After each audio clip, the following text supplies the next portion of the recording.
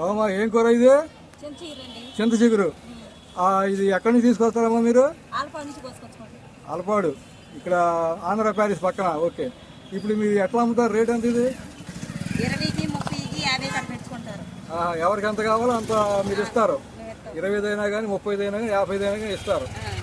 దీనివల్ల ఉపయోగాలు ఏంటి? చింత చిగురు అన్నారు కదా, పప్పు వండుకుంటారు, పచ్చడి నూరుకుంటారు, చింత చిగురు మెత్తలు వండుకుంటారు. ఓకే, మాసం కూరలో వేసుకుంటారు. ఏది చికెన్ లో కూడా వేసుకుంటారు, మాంసంలో కూడా?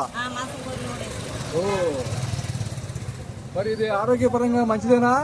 మంచిదండి, ఆరోగ్యపరంగా కూడా మంచిదే. ఓకే, కొంచెం ఎట్లా ఉంటుంది ఇది టేస్ట్? టేస్ట్ బాగుంటుందండి, ఏ కూరలో వేసినా కూడా బాగుంటుంది. కూరలో కూడా వేసుకుంటారు. ఓకే, అన్ని రోజుల్లో దొరికిద్దా? సంవత్సరం పొడుగుతా? 3 నెలలే దొరికింది. 3 నెలలే? సంవత్సరం పడుతా ఉండదు? సంవత్సరం బాగా ఉండదు, 3 నెలలే దొరికింది. ఓకే, సరేనా, మంచి సంగతి చేశారు. సరే.